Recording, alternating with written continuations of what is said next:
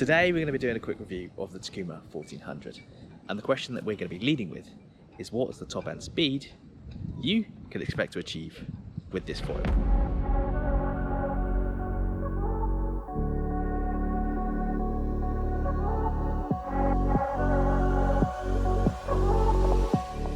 So for the last month I've been taking this foil, the Takuma Kujira 1400 out, in as many windy conditions as I can find in order to test what is the top speed of this foil.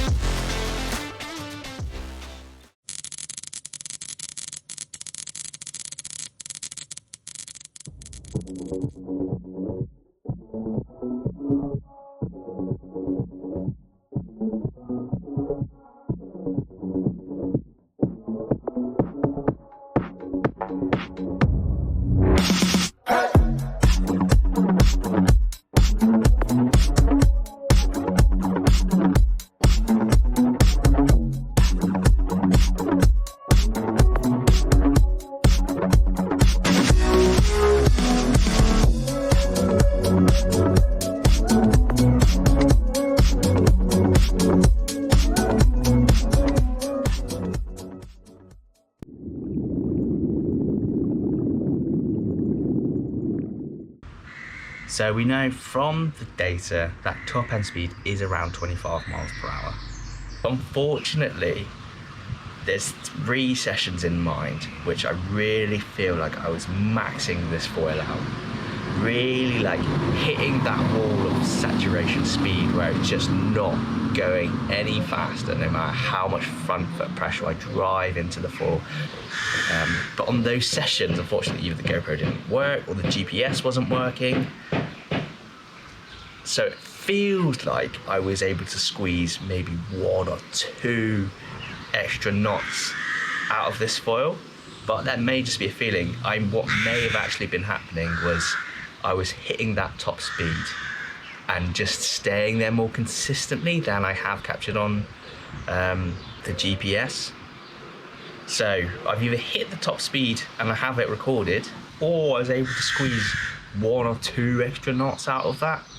It's hard to say, but it's either or. For a big foil, it shows the potential of this Kujira 2 range. This foil isn't built for top end speed, but it has a really good top end speed.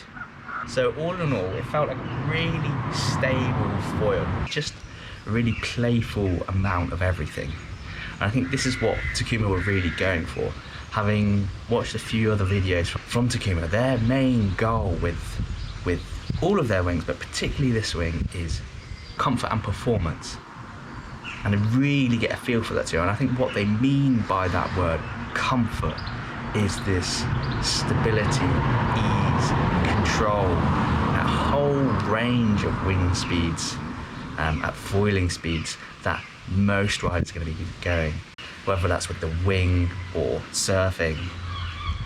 They really kind of dialed in, how can we make this as easy and as comfortable, and how can we give people that feeling of foiling? You know, when you first see foiling, it just looks so effortless. You just see it gliding. You know, it's when someone's got that level of mastery and it looks easy. They're like, how can we give people that feeling? That's what, from my perspective, what they've been able to do with this foil. How do we give people that feeling? How do we translate that into the most easy foil to ride?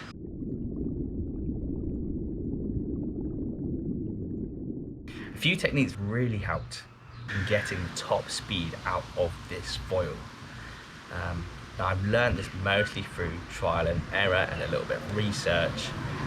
First and foremost was front foot pressure. I came to realise that the more force you can drive into that front foot, that essentially translates into acceleration of the foil. So the more force, the more power I apply to the front foot, I apply to that wing, that front wing, the more acceleration I'm going to get out of the foil. Now, in order to get that front foot pressure, there's a few other techniques that help. Number one is counter heel. So if this is my master of the foil, leading the foil and the board and my body into the wind, driving that force you're generating in the wing and your weight down through your front foot, those two things will take you a long way. The third one is your angle of your wing, the direction of travel relative to the wind. And that is the key term for here, is relative wind. So it's learning to harness relative wind. The true wind speed may be 26 knots, but that doesn't mean you're capped at 26 knots. You can go faster than the wind using relative wind speed. Now that's a really important term when you're trying to find the top speed of your foil. When you're experimenting or exploring, how fast can you go? And it's all to do with your angle of attack relative to the wind. It's all about using your angles. And so I found, for me and the data, that sweet spot was around, I think it was 110 degrees to 130 degrees relative to the true wind. And going upwind. Upwind on the harness felt great. Again, just playing with that foot positioning a little bit more. And with the upwind hips, bringing the hips forwards and the wing forward seemed to make a big difference. And when I did that and got my foot positioning right, it felt great.